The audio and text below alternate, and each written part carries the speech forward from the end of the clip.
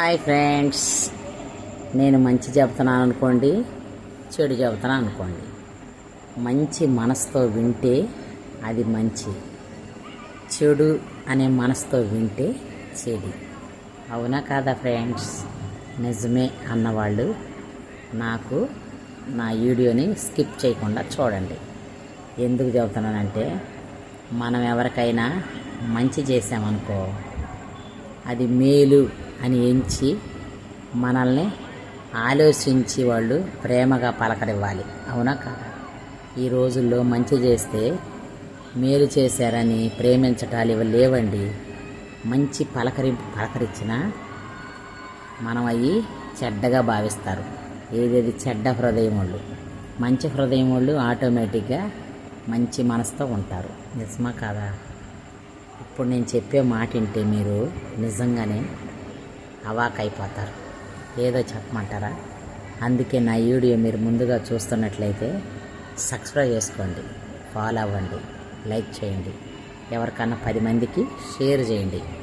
మంచి గుణపాఠం ఇది. ఎందుకో చెప్పమంటారా? మన చుట్టాలు అనే వాళ్ళకి మనము మేలు చేసామనుకో గుర్తుపెట్టుకోరు, ఉండి ఇచ్చేర్లే అంటారు. లేకపోయినా వాళ్ళు బతిమలాడికి ఇస్తాం మనం. అవి అర్థం చేసుకోరు వాళ్ళు.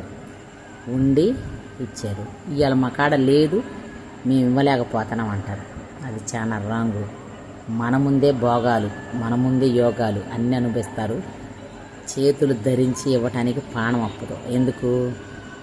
మనోళ్ళే ఇస్తే ఎంత, ఈపోతే ఎంత అని వాళ్ళ మనసులో ఉండిద్ది. కానీ మనమేనే దుష్పరిచారణ చేస్తారు. మా మీదే 10 మందికి చెబుతున్నారు, మేము ఉండి ఇవ్వట్లేదంట. మరి ఇప్పుడు ఏందమ్మా, ఇంత మంచి బట్టలు కట్టుకున్నావు కదమ్మా, ఈ 6,000 రూపాయలు చీర కొనే బదులు వాళ్ళు అప్పు తీరితే పోయిద్ది కదమ్మా అని నీ బోటోళ్ళు అడిగారు అనుకో, పోమా చెప్పొచ్చేవులే అంటారు. మా వాళ్ళు మా ఇష్టం, మేము ఇస్తాం లేతలేదు అంటారు. ఎట్లాంటి మనుషులు ఉన్నారు.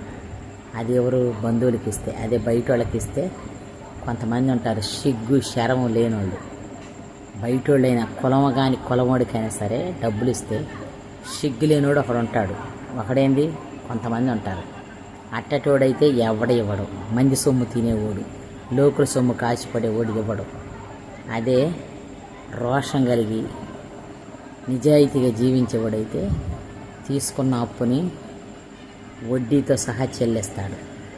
ఆ రోసం పాసం లేనోడు ఇంకా అనకూడదులే, అసంటి పనికిమాలోళ్ళు ఉంటారు కదా, అంతమంది కానీ అయితే అసంటోడు ఇవ్వబుద్ధి అయ్యేది.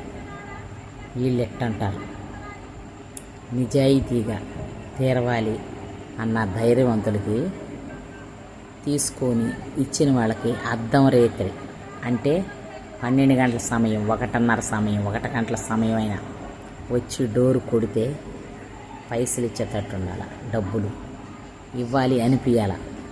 ఆ కల్లుబుల్లు ఏడుపులకు కూడా ఎట్ట అయిపోతున్నాడు, ముందు ఇవ్వలేకపోయాం ఇప్పుడు ఇస్తామని ఏడిచినా కానీ బయట పెట్టరు. నిజాలు తెలుసుకోండి. అట్టాటి కష్టాల్లో మళ్ళీ వాళ్ళకి ఏమైనా ప్రమాదం అయ్యి పోయినప్పుడు మేము వెనక ముందు అయినా ఇచ్చేవాళ్ళమే, ఇవ్వలేకపోతే ఇచ్చినట్టు బతికేవాడే, ఇవ్వకపోతే పోయాడు అని ఈ నాటకాలు చేయొద్దు. ఇదొక అద్భుత కల్పంతో జనానికి చెప్పొద్దు. ఇది సూటిగా ఉండే వాళ్ళకి చెప్తున్నా. అప్పు తీరిస్తే అలా వస్తాయి, అప్పు తీరకపోతే అలా శిక్షలు వస్తాయి. గుర్తుపెట్టుకోండి ఫ్రెండ్స్. మీలో ఎవరైనా సరే అప్పు తీసుకొని ఎగ్గొట్టాలి అనే స్వభావం ఉంటే చెయ్యకండి. తీరవలేని శక్తి కూడా మీలో లేకపోతే చెయ్యకండి. తీర్చే శక్తి, సత్తా, దమ్ము మీలో ఉంటేనే అప్పు చేయండి, లేకపోతే చేయకండి. అప్పులు ఇచ్చి ఎంతమంది పేద స్థితిలో బతుకుతున్నారో తెలుసా? చెప్పుకోలేక ఎంతమంది దీనస్థితిలో బతుకుతున్నారో అది తెలుసా మీకు? అసలుకి తెలిస్తే గుండెలు బాదుకుంటారు మీరు. తెలుసా? గొప్పగా మనం సొమ్ములు వేసుకోగల సంబడం కాదు, మనం మంచి చీర కట్టుకోగల సంబడం కాదు. వాళ్ళ డబ్బులతో మీరు ఎన్నాళ్ళు పోషించబడతారు? సిగ్గుదా? ఎవరైనా డబ్బులు తీసుకుంటే రోషంతో ఇచ్చేయాలి. మీరు తినే ప్రతి అన్నంలో వాళ్ళ రక్తమే తాగుతున్నారని గుర్తుపెట్టుకోండి. మనిషిగా బ్రతుకుతుంటే వాడికి అట్ట అనిపించింది, ఆడదానికైనా మగవాడికైనా.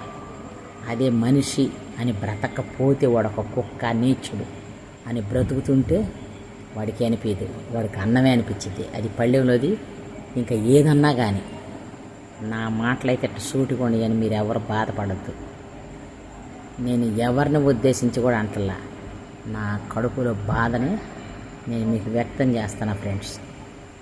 అవసరాలకు ఉంటాయని కూడబెట్టుకుంటారు, పచ్చడి మెతుకులు కారపు మెతుకులు తిని అట్టా డబ్బులు మీరు తీసుకొని దుర్వినియోగంగా మీరు ఖర్చు పెట్టుకొని ఇతరులను ఏడిపిస్తే మీకు శాపాలే తగలవాయి. తగులుతీయలేవా? తగులుతీ ఫ్రెండ్స్. దయచేసి నా వీడియో చూసిన వాళ్ళు ఎవరైనా సరే చెయ్యకండి. అప్పులు చేసి భోగోతాలకు పోయి ఒక తందై మీకు అప్పులు ఇయ్యాలంటే మేము కోడిగుడ్లు కూర వండుకోవద్దు అని అంటే ఇంట్లో కోడిగుడ్లు కూర వండుకుంటుందని మనం అనగతలికి వాసన వస్తుంది అంటామని. అయితే మీకు అప్పులు ఇవ్వాలని మేము కోడిగుడ్ల కూర వండుకోవద్దా, మాంసం కూర వండుకోవద్దా అని అంటుంది. ఎట్టాటి నాటకాయలు ఎట్టాటివి ఆ మాంసం కూర ఆ గుడ్లు కూర అరిగిద్దా? మళ్ళల్లో గడ్డలయ్యి జబ్బులు వచ్చి చూపించుకోవాలి.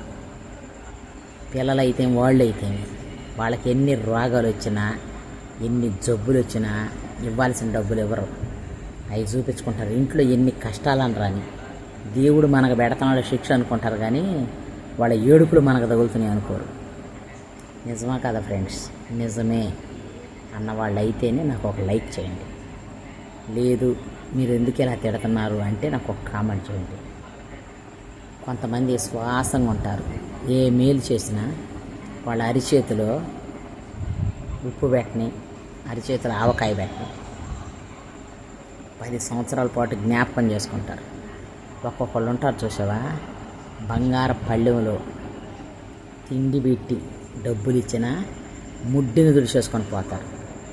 వీళ్ళెంత అన్నట్టు. అట్లాంటి వాళ్ళని అస్సలు నమ్మకండి, చేరదీయకండి. రెండోసారి ఒక్కసారే చూడాలి ఎవరినైనా, రెండోసారి చేరదీయకండి, వాళ్ళ దగ్గరికి రానీయకండి. వాళ్ళ కనుదృష్టి కూడా మీ మీద పడనంతగా ఉండండి. నేను అలాగే ఉంటున్నా, మీరు అలాగే ఉండండి. వాళ్ళేం తీసుకొని మన ముందే గొప్పోళ్ళేం కారు, మనల్నే దేవుడు గొప్పోళ్ళని చేస్తాడు. వాళ్ళకి శిక్ష చూడరా, నీకు ఇచ్చి కూడా భిక్షం ఎత్తుకునేటట్టు కాలే పైకి ఎత్తి చూపిస్తాడు మనల్ని. అలా ఉండాల, యథార్థ హృదయంతో ఉన్నాం కాబట్టి దేవుడు అలాంటి మేళ్ళన్నీ చేస్తాడు. మనం ఎవరికైనా సరే దానం ఇస్తాం, అది దానం అని మనం వదులుకున్నప్పుడే అది వాళ్ళకి సమృద్ధి. అప్పు అనిస్తే అది అప్పే. అప్పిచ్చేవాడు, అప్పు తీసుకునేవాడు, అప్పిచ్చేవానికి దాసుడు అని ఉంది. అట్టెవరన్నా ఈ రోజుల్లో ఉంటున్నారా ఫ్రెండ్స్? ఉండగలిగిన వాడే నీతిమంతుడు, యథార్థవంతుడు. వాడు కన్నీరు గారిచి ప్రార్థన చేసిన, వాడు భార్య కన్నీరు గారిచి ప్రార్థన చేసిన, వాడు పిల్లల కన్నీరు గారిచి ప్రార్థన చేసిన వాడి ఫలితం రాదు. ఎన్ని గుళ్ళుకు తిరిగిన వాడికి మోక్షం రాదు. తిరుపతి వెళ్ళి వెంకటేశ్వర స్వామికి ఇంటికి వెళ్తాడు, శ్రీశైలం పోతాడు, శివుడు దేవుడిని అంటాడు, వాడు ఒక పెద్ద వేస్ట్ కాడు. నిజాలు చెబితే కఠినంగానే ఉంటాయి. ఇదైతే నిజం, నమ్మండి. నాలాగెవరు మోసపోకండి ఫ్రెండ్స్. అందరికి ప్రైజ్ లాడ్. నా మాటలు ఎవరు నన్ను నొప్పిస్తే నన్ను దయతో క్షమించి వేయండి. నా వీడియోని ముందుకు తీసుకుపోండి, ఓకేనా? Bye friends, bye.